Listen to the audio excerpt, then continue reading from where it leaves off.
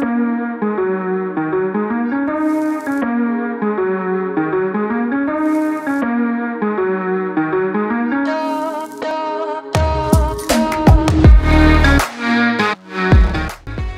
is up, everybody? Justin Millette with Real Alaska Podcast. You are on episode number 2. This time we have... What's going on, everyone? This is Matt of Go Hike Alaska. Matt, welcome to the show, man. Yeah, great to be here, man. Yeah. Matt has been a friend of mine for what? A few years now, right? About 10 years. Yeah. Close to it. Yeah. So Matt started Go Hike Alaska. When did you start? About 3 years ago. Yeah. Yeah. Obviously... You know, your first year any first year in business is obviously a lot of ups and downs with learning, right? Mm-hmm. Then COVID hit, your second year and third year, right? And so, I mean, we're finally starting to come out of it, but dude. Yeah, I don't know if you ever heard of this, but there's this thing called the trough of sorrow. And I'm not going to get too like mathematical with it or anything, right. But if you can imagine just like your standard XY diagram, and anytime you go into business, there's always this initial, oh my God, I got the best idea ever. Right. And if you measure your happiness over time at the beginning, it's just like that skyrockets up. And then all of a sudden, as soon as you start spending money and business isn't coming in and you're like, oh, man, what did I do? Yeah. You plummet down below the X and you find yourself into this. It's like a diaper. Right. It's a trough of sorrow, man. But the first 2 years, it was just trying to get out of that and really push through with grit and determination to make it work and live on my passion. Yeah, man. It's been cool watching you grow. You know, obviously, I don't think anybody was... expecting a pandemic to hit, and of course, you being in the tourism business, probably, you took a beating, man. Dude, but honestly, like I kept hearing it from other members of the tourism community. There was no better time to start a business than really during the middle of the pandemic. Not really so much at the beginning, but about halfway through it, going into the end. Like, fortunately. And I feel for everybody out here who had to do this, I didn't have to lay off any employees or anything like that because it was just me doing the guiding and all the stuff, the vaccines and everything like that. So I didn't have to lay anybody off, thankfully, and I was just able to kind of make ends meet. And then at the beginning of 2021, the tourism market was flooded. I mean, we keep getting reports about Ted Stevens Anchorage Airport having just not really record-breaking numbers, but just a dramatic increase of passengers that have come to Alaska. Yeah. I mean, I went from doing this whole business myself to having 5 guides in a matter of about a month's time. May of last year, it was crazy. Man, it was impressive to watch, because we have an Airbnb and whatnot in downtown, and so our bookings, obviously in March of 2020, I mean, we lost everything in a matter of a week and a half. It was impressive. And now you're probably just booked up solid through what, like August, September? Man, we're swamped. I mean, but we were last year as well. It was, but the thing that we saw was, we lost all our international tourism, but people coming to Alaska from the lower 48, like that were no longer working, have been laid off or were just taking a break or part of this whole like great resignation deal, right? Yeah, definitely. And then kind of fulfilling like I think it made people realize that life is short, and Alaska's like that bucket list place for a lot of people. Yeah, definitely. And people were and still are. Yeah. A little bit, they're fatigued with having to stay in their cities and at home, and they want to get out and travel. We experienced another wave of interruption at the end of December when Omicron hit, and there was just tons of flight cancellations, and that was all due to just all kinds of stuff, staff shortages at the airport, and weather. I mean, dude, it kind of it felt like. It gave you a little bit of a wave of right? Is this going to continue on and everything like that? But what we've seen over the past month or so is just more optimism that the tourism industry is going to indeed recover, and it is right now. Yeah, it's been cool to watch, man. I know you guys were super busy last year. It was cool to see, obviously, after 2020 hitting you pretty hard in the tourism sector, right? That it was coming back and you guys were exponentially growing. It was kind of cool to see your passion kind of become very fruitful. And obviously, this year's probably looking up to be a pretty phenomenal year as well, huh? Yeah, I mean, last year we experienced about 15 times growth that we experienced in the first 2 years of business, and this year, maybe not double that, but maybe we'll see. It's super exciting. So yeah, I'm super stoked for you, man. So obviously, only being in the business 3 years now. This is the year 4 for you, or it is year 4 actually. Yeah, so. You didn't start in tourism, you guys. I see some gray and some beard, So I mean, it's not like, you got some years behind you. So what did you? I mean, how'd you what's your story, man? Sure thing, man. So yeah, I'd have to say that I'd have a fully gray beard if I would have stayed in the service for 20 years. I think Mike, our producer over here, feels that too. Yeah, shaking his head, yes. Well, I was born and raised in Michigan. I stayed there for 20 years, and then I indeed served 8 years in the Air Force out in Dover, Delaware. And I worked on C-5 aircraft. And when I got out in 2011, I was out in Dover, Delaware, and believe it or not, it's really hot out there. And I was used to the cold, and I like being cold. So I was like, I want to go somewhere cold. Yeah. And somewhere that had mountains and lots of adventure, because I've always been into outdoors activities and adventures. So Brandy and I, my partner, we decided that we were either going to go to Colorado or Alaska, and all the guys in my unit were just like, hey, you should go up there. They got bears, moose. You can go climb mountains. And I was just like, oh, we should go there and give it a shot. Right.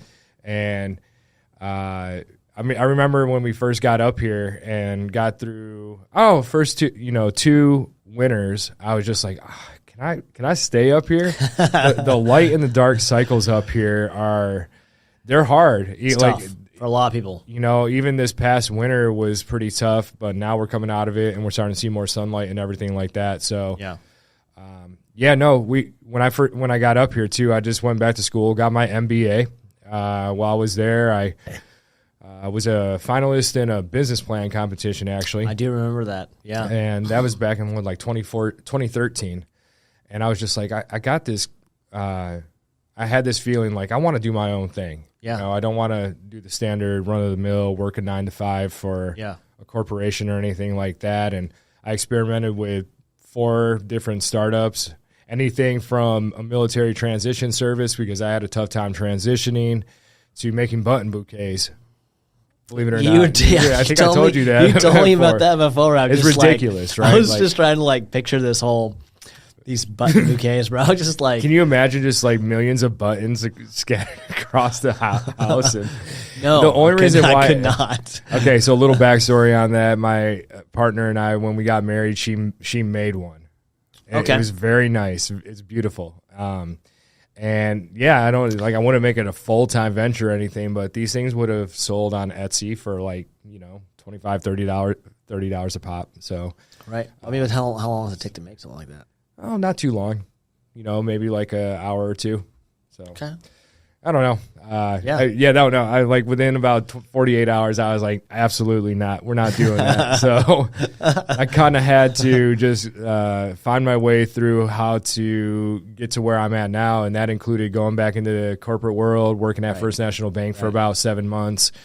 But then I found an awesome home over at the Boys and Girls Clubs here in Alaska. I coordinated their athletic programs for about a year, and then I moved on and worked in their finance department and had the opportunity of managing all their grants funds for Alaska.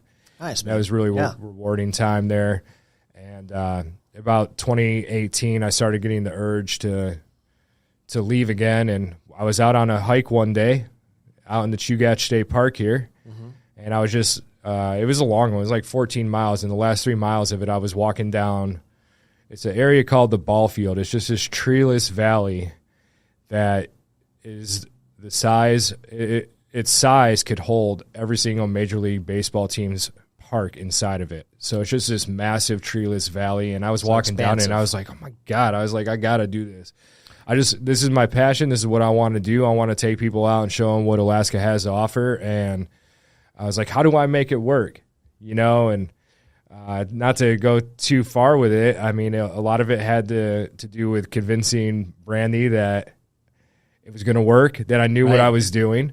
Yeah. Cashing in on a little bit of savings. Right. Coming up with a really good plan, and then really just living on passion, faith, determination, grit, and taking risk. And the rest is history, man. Like I started building a website and setting up all my channels and business plan at the end of 2018. Here's a good story for you too. I don't know if I told you this before, but our good buddy Andrew Mitten. Shout out to Andrew Mitten. Yeah, I talked to him. I like Andrew a lot, man. He's a solid dude, man. I like that guy a lot. Yeah, I have to tell you this story though. Like, you remember our 7.2 earthquake? Oh yeah. So, no, I don't actually. I don't. Yeah, I don't remember that at all. Right. I went home from work that day, and lo and behold, I get an email from Andrew Mitten. He's like, "Here's your business license. Here's your articles of incorporation." And I asked him, I was like, "What are you doing? Aren't you guys at home right?" He's like, "No, that was quite a shaker, but we're here at work doing work right now." I think this. I think you've told me the story, but it's just probably been some time. I think we've talked about it, but. That's hilarious. But I mean, that's how I knew it was going to work right then and there. I was like, that's too coincidental. Yeah, that's your sign. That's when I got my business license, right? So the day of the earthquake. The day of the earthquake. That's awesome. And so I didn't really even mention like what it is that we do or anything, but yeah, I started a tour operation here called Go Hike Alaska, and it first started off just being hiking tours here, day hiking tours in the Chugach State Park, and that is still our bread and butter. That was always my goal. That's the business model that I had set out for myself, and that's what I capitalized on. There wasn't a whole lot of people around here doing it, if any.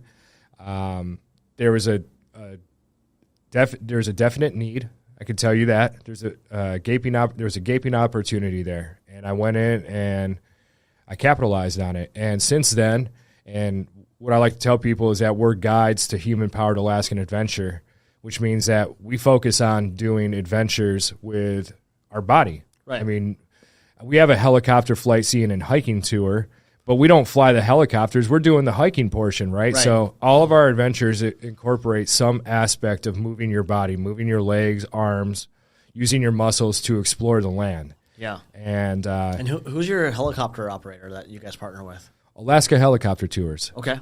And they're based out of Anchorage and the Connect, right? Yeah, they are based out of Anchorage, but they operate their tours out there at the Knik River Valley, where the Knik Glacier is. Right. It's 25 miles long, 5 miles wide. Yeah. It drains from one of the tallest peak in the Chugach Mountains, Mount Marcus Baker, just over 13,000 feet. Man. So, it's spread into doing helicopter flight seeing tours, but we also do things like foraging and cooking classes. We do backpacking tours now, which is it's super cool. Like that's another one of my passions. Kasugi Ridge. Kasugi Ridge. Kasugi Ridge. God. The ancient one. Kasugi means the ancient one in Dena'ina language. Yeah. Yeah. I've seen your pictures. You got published in a magazine because of that one, didn't you? Or there's been a few. I mean, we've been highlighted on Lonely Planet for Rainbow Peak. I took somebody up Rainbow Peak. It was a journalist, and so we were in Lonely Planet, and then we are about to come out in Outside Magazine here within the next month or two. Yeah, for our helicopter hiking tour with Alaska Helicopter Tours. Sick. It's amazing, dude. bro. That's amazing. I mean, because that's a massive publication. Huge, and it's just like on that level too with Condé Nast, which we recently found ourselves in as well. Right, and that was like a surprise to you, wasn't it? Yeah, it was a surprise. But not so much a surprise, but we have good friends over at Thompson and PR, and Right. We have a really good working relationship with them. So I was approached by one of their staff members last year, and she wanted to see if I wanted to do some writing. And it was all about how to dress for the cold here in Alaska, which we get asked about all the time. So I made a blog article called How to Dress for the Cold, and I listed out everything that's a personal favorite of mine, and I went head to toe on how to do it. Right. And that writing was transferred over to Condé Nast journalist and editor. She featured us in her article. So that's awesome, man. It was amazing. And I know you guys, maybe not partner, but do stuff with Jen, right? Jen. Or you talking about from Alaska Helicopter Tours? No, maybe not Jen, but I know who you're talking about. Yeah. From Alpine Fit. Alpine Fit, yeah. Yeah, I love Jen's clothes. Jen is the owner of Alpine Fit. It is a retail company here in town that focuses on apparel for any sort of adventure opportunity. Right. They make quality stuff locally. Yeah, they got what she does a little differently besides having fantastic designs is she lines all of her materials with silver, which cuts down on the odor that it has. I mean, I told her when I was privileged enough to get her first shirt for men. And I told her, I was like, I'm going to do a test on this bad boy. And I wore that thing for 5 days straight.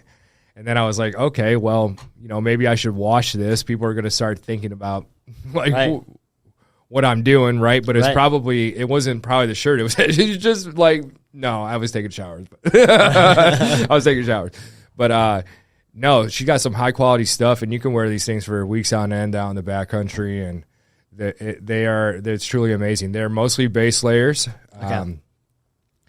She does have a men's line, but she originally started off just doing ladies stuff. Right. And she's also honed in on the dimensions of individuals and how they're shaped and everything like that. Right. So she has two distinct female type of shirts and leggings, if you will. And, right. So she's extremely knowledgeable on the body, the physique, right, what you need to have to stay warm out here in the wild, as well as how to not stink around other people. Which I think are both very important. Yeah. Okay. Well, man, dude, it's just, obviously knowing you for quite a while, obviously watching you grow, being part of your little videos for some of these.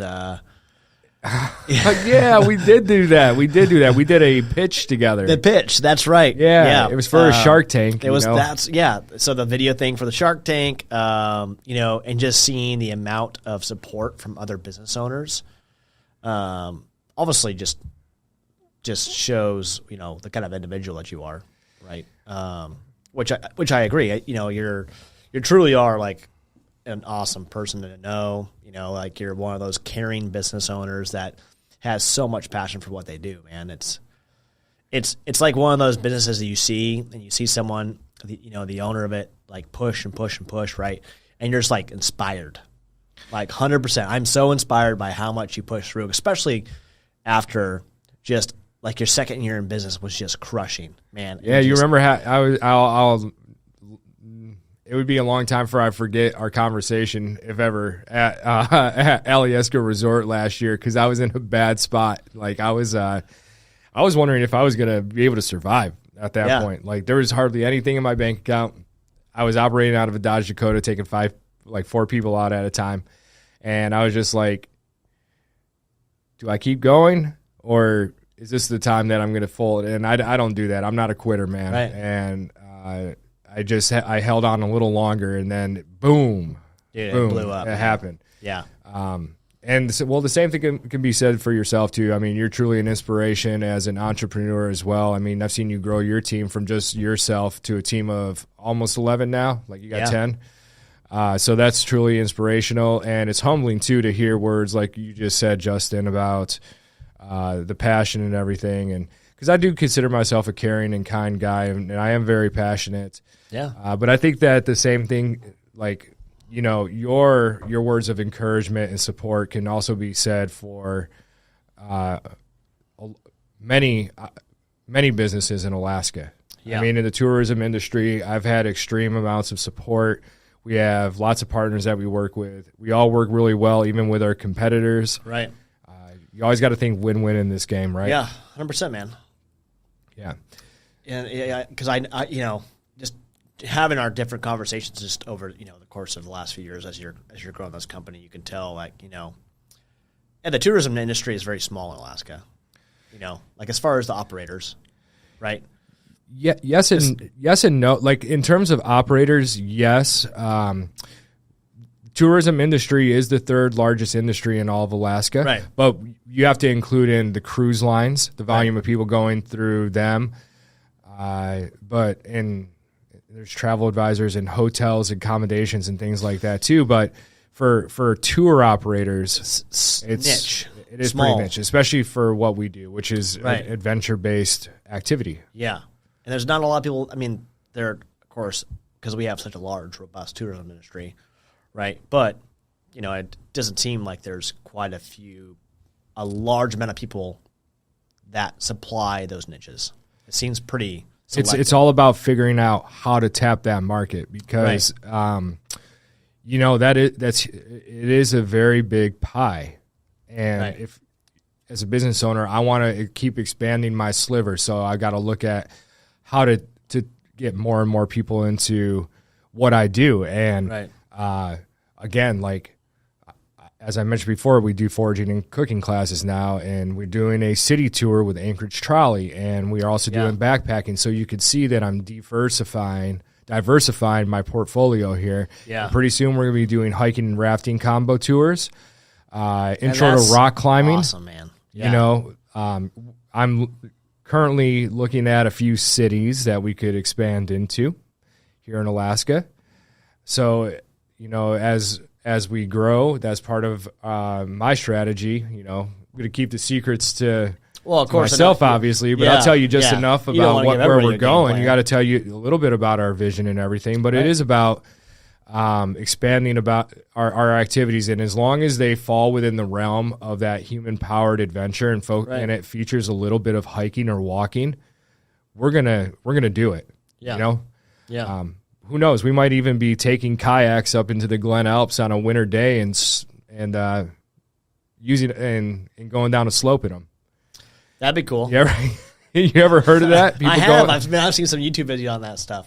Yeah, it looks super rad. But I'm like, dude, how do you stop? I kind of wonder what my insurance would look like if I decided to do something like that, right? So, but I mean, like doing parachuting and hiking tours. Yeah, that'd be cool. It's just like I have this endless. You gotta figure out how to constrain it, but the vision is kind of like sky's the limit, right? Yeah, and it's I think that's the toughest part of sometimes being an entrepreneur is obviously you end up with how you got here is because you have all these ideas, right? Yeah. And so never stop dreaming. I know. And that's, for me, that's the challenging part because I have ideas upon ideas upon ideas. And of course, I want to do them all. But, obviously financial constraints and just time. That's the big thing, right? Right. Are the two large constraints. Time being, like the biggest one because you don't want to get too involved in too many things because I find that, I've learned this the hard way is, too many irons in the fire, and now your other things are starting to suffer if you don't have key people in place to kind of take your responsibility from those other irons, right? And, so you take a few licks on the chin learning that one. But and you can wear yourself thin. Yeah, really quickly. Easily. Yeah, really easily. I mean, as an entrepreneur, especially at the beginning, you're going to be really tired. You're going to work. I mean, you could work well into the night. And what I've learned, just like when I go outside in the nature and everything, is that you've got to take care of your body and your mind. Yeah. And I mean, I don't like. It's been a few months since I've actually worked late at night. Believe it or not, maybe I could have to do more things, but I've realized that I need to take care of my mind, and I don't get good sleep. So Yeah. if you don't get good sleep, then you're not going to perform good at work. Exactly. It's as easy as that. Yeah, it's we've been putting in some long hours here at the office just because of obviously the real estate market's been a little challenging, right? It's been really hot and whatnot, and of course, getting this is only 2.5 months into our new space, and so this studio and everything's been kind of a labor of love, Yeah. getting everything dialed in. Some definitely learning curves on audio equipment and podcasting. So And I've got to kind of want to know too, because I saw an interesting video on your YouTube recently called "What's Going On? What the bleep is going on with the housing market?" So what's going on? Yeah, man. I mean, obviously it's if you guys pop onto our YouTube channel, it sounds like you already found it. But we have a video with one of my agents, Tyler, and we discuss kind of casually, what the bleep. Where's that bleep button, Mike? The bleep. Of what the housing market's going to do for 2022. You're right. We kind of give a lot of backstory on kind of how we got here because you do have to kind of look at the history of how we came to be right into this market. Really, it's supply and demand. Is the long story short. Factored in with just interest rates.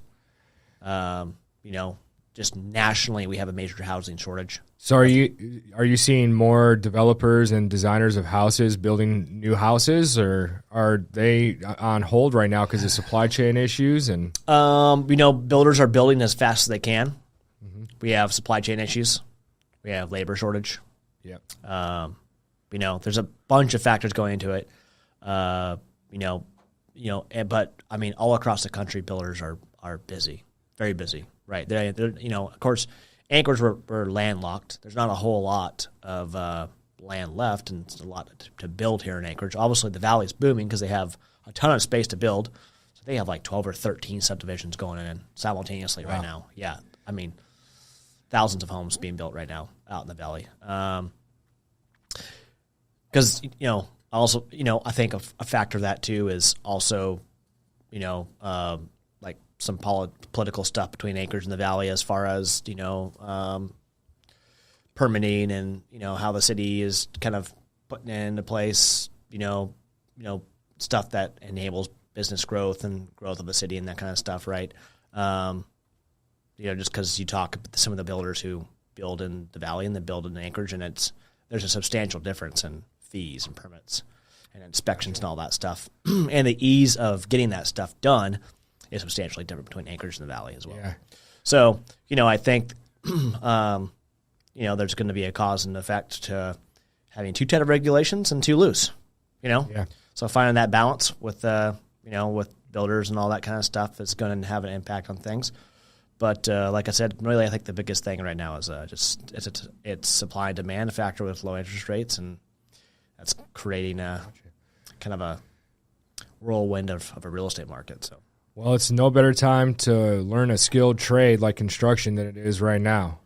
'Cause, houses are being built. There's a need for those workers, and so I would say probably trades are probably some of the highest paying jobs right now over, obviously you're still going to have other, jobs that have super high-end degrees that you need, right? Lawyers, doctors, engineers, et cetera, software developers, that kind of stuff. But for someone to go and do 6, 12, 18 months of school and come out and start making over $100,000 plus, if not like $150,000 a year, without a single college education, and no college debt, I think that's pretty valuable. For sure. So I would, if my son was not 7, but and then towards that high school, I would definitely push him towards a trade. Well, that's why you got him that toy where he's got the hammers and the wrenches. Oh, yeah. Yeah. But, being the standard kid, he's more interested in the games and Legos, Star iPad Wars. and shit now, so. Well, that's great insight, and kind of you made me think of just where we live at while we were talking about that a little bit, like Anchorage. I've been here for 10 years, and when I'm asked the question, how do you like living in Anchorage? I mean, so there's other places that kind of catch my imagination, but I love living here. It's amazing. There's just so much to do. There's a lot to do. Obviously, I go outside and I do stuff in the mountains all the time, but we have world-class cross-country ski trails here. We got Alyeska Resort with downhill skiing. We have wonderful ice cream shops. I love ice cream. Well, we Alaskans also eat the most ice cream out of any state in America. Yeah, I know. It's crazy. Yeah, and the culture is entrenched here in our hometown, like the native culture. I really appreciate that about our city. I mean, every time I go to an event in the tourism industry, the first thing they do is give thanks to the Dena'ina land that we're on right now. So I think it's very unique that it's recognized the way it is around here. I love living in a city that celebrates diversity like that. When my daughter was going to Boys and Girls Clubs, she had a wide mix of teachers, including Caucasians, African Americans, Samoans, Hispanics. Yeah. And she learned really well. She had that was great for her development. That's the nice thing about Anchorage, man, is, I went to East High School, and, of course, Anchorage is considered like one of the most diverse cities in the nation. Yeah. Which is super cool, just because you get all the culture blends, food blends. It's just, it's cool to see. You get to learn all these different things that you would, in some places you probably never have the opportunity to do, right? Yeah, and then we had our first podcast was Team 5 with the Iron Dog, right? Yeah, I keep wanting to say Iditarod, but it's coming up. It's coming up. It's March 5th. I'm not gonna do too much of a sales pitch, but if you've ever wanted to come up to Alaska, winter's a great time, and the Iditarod dog sled race begins in Anchorage, and it'll be here on March 5th. So get your tickets now. Yeah, and Iron Dog starts right before that. So Iron Dog, yeah. Yeah. But they were just talking about how, of course, they're going, this year is 2,600 miles, which is substantial, right? Yeah, that's huge. But they had just talked about, if you guys want to watch that podcast, it's on our YouTube channel as well, but how, they go through the villages, right? And just have just, amazing just like times with the different people in the villages. They get so much help, and of course, to get shown a lot of love, and fed, and a place to stay, and people are like pulling stuff off snow machines to and whatnot, like some of their practice rides and whatnot. And so it's really cool. I've never been out to Western Alaska and the sea area and along the whatnot. Yeah. So obviously, I get to kind of hear it firsthand from these guys who have done it quite a few different times. But and of course, hit a few different places along their 2,600 mile route. It's a real show of humanity. 100%, man. It's awesome. Yeah, when you're out there doing it's a race, right? And they're stopping in these rural villages. They may not know the people who live there, but they're being supported by the humans that live in those populations, and that's what I'd like to see more of is just kind of humanity restored here in the United States, and more compassion towards one another, like what we see in just that small example. Right. So that's cool, man. Work, live, play. Live, play. That's what Anchorage brands itself on. It's a great place to be, and I'm glad to be able to do what I love to do right here in the city. So this year, anything special in store for this year? Yeah, we do have a few tours that I'm lining up right now. I kind of mentioned it briefly, but I think I do know that we're going to do a rock climbing course. Okay. Out at the Eagle River Nature Center. Nice.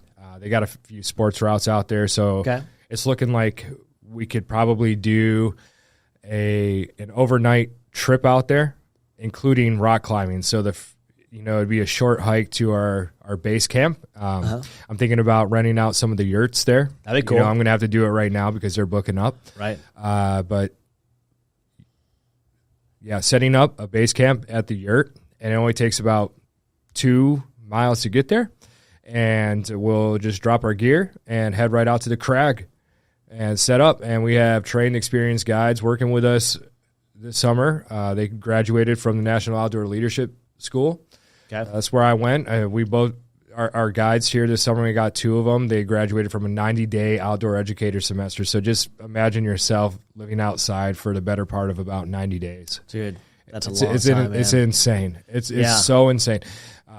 In all types of inclement weather too. You're talking about. Did you do the full 90? I did full 90. Man. The first part was 12 days of winter camping, and I mean, if you can do that, if you could do that, you could do anything. I swear, dude, it was like crazy. I mean, I've been through basic training and everything, and it was nowhere near as hard as that winter camping course was for me. Physically, mentally it was a little bit different, but being on skis, pulling an 80-pound sled and having 30 pounds on your back, traveling in deep powder while there's blizzards and negative Fahrenheit weather, it was insane. So I have a couple guides that recently graduated from a very similar semester down there who have the same sort of experience, technical skills, leadership skills, how to work within a team. When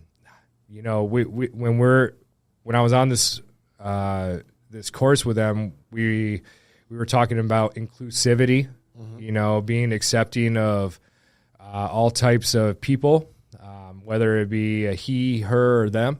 Right. So we went into those specific topics, and we're doing this under a tarp while it's pouring outside, and we're talking about really tough concepts like toxic masculinity and gentrification, and it's like, wow, where else can you do this stuff? So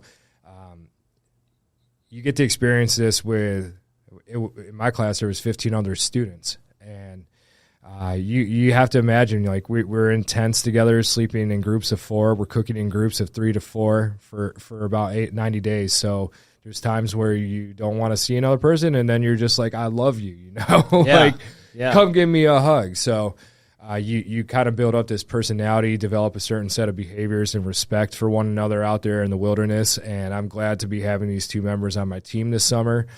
And they're going to be guiding some of the rock climbing courses, hopefully a couple of kayaking and canoeing courses, or cool. not courses, but tours. Yeah. We're going to try to do a hiking and float tour. I don't know if we're going to use rafts or canoes or kayaks yet. I'm still sorting that out. Yeah. But we're looking at doing something like that. I'm really ambitious to try to get a geology tour going on here in the Chugach State Park. We got a pretty unique history here with the Turnagain Arm and some of the sedimentary rock that's found down along the coast there. Very interesting. It developed in the Jurassic and Cretaceous period about 200 million years ago.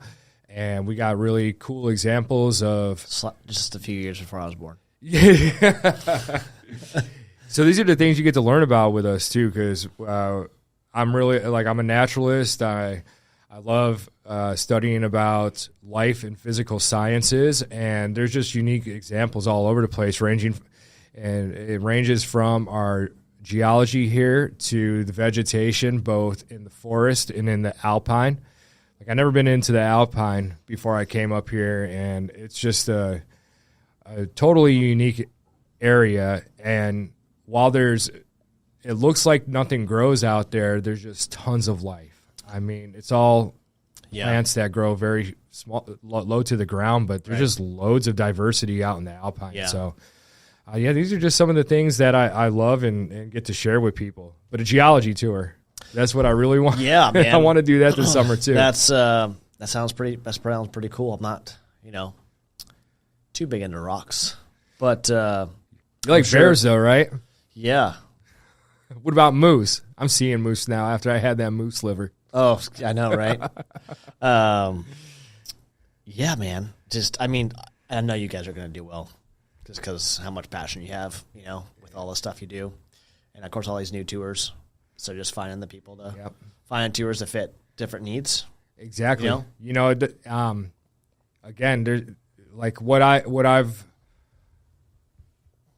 come to learn is that the niche can be too small at times, right. But you could find a very small amount of people who want to do these experiences. Yeah. There's people out there that want to go learn about rocks. We got a flora and fauna nature walk. People want to go out there and see wildflowers and learn about the lynx and the hares and the fox that we have here. And everybody's got different interests, man. They do. And that's what we want to cater to them all. And like we talk about the tourism industry being the third largest in Alaska. Like how do we get into more people than we're already serving? Because we want to provide experiences for really any type of people that comes to visit Alaska. Right. So, a few new tours on the block for this year. What else is like what's your 2-3 year goal? Yeah, I want to continue to add new tours, but also go into different locations of Alaska. And I got my eyes set on Juneau. Okay.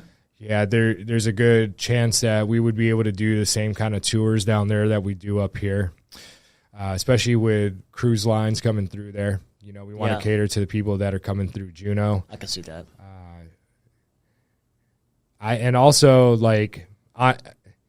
The nice thing too is that I'm able to do things that I want to do too because of my passion and everything. Right. So I'm getting ready to go on a long expedition to the Himalayas in the northwest corner of India and learn how to mountaineer. That'd be cool. I don't know if I told you this. I'm sure you have kind of a good idea that I would like to do something like this. Is I want to climb the 7 tallest peaks in each continent, as well as visit the South Pole and the North Pole. That's called the Explorer's Grand Slam, by the way. Okay. And I'm doing that so I can set myself up to climb Denali in 2023. And if it doesn't happen in 2023, it'll be 2024. Which is no small feat. No, and we go up the north side too, which has we're not going straight up this thing like mountain climbing or anything, but it's got an 18,000 foot vertical wall, and the route that we go up is on the Muldrow Glacier, and you do have to ascend an ice fall there that is extremely challenging. And many of the people that climb Denali, they go up the Southwest Buttress. A lot of the mountain guides out of Talkeetna will take you up there, and it's more like a 3-week trip. The one that I'll be going on with National Outdoor Leadership School is about 5 weeks in length. And we start all the way up at Wonder Lake, which is at the end of the road in Denali National Park. And we walk across rivers, we gain access to the glacier, and we go right up the north side of it. So it's a crazy endeavor. Yeah, 5 weeks, man. That's rad, though. I think I'm going to need one of Jen's shirts for that expedition. Or just a few of them. Just a few of them, right? I'm going to, it's a lot of planning when you go into something like that. So, I'm hoping that after, I don't know, it'll probably be after Denali, but I want to start doing mountaineering expeditions here as well. That'd be cool.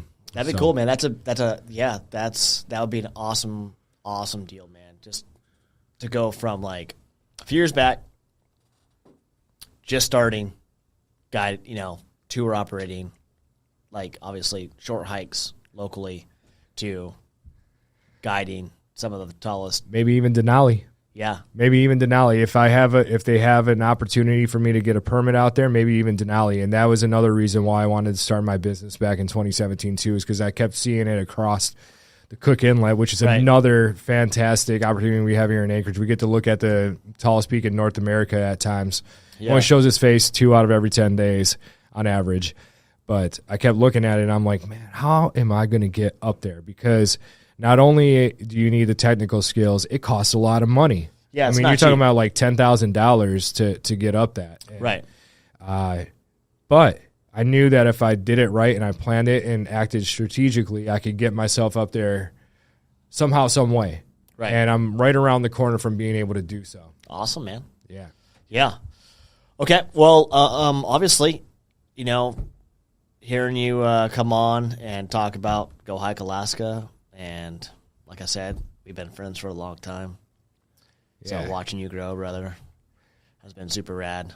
Is there anybody you want to Well, nothing but love to you, man. Thank you for having me on here. You have been a great friend, man. And we should go get some tea again sometime soon and just maybe, like, again, you can't be business all the time. I just want to, like, drop business for 1 hour out of the day and just talk about our families. Yeah, and, it's important.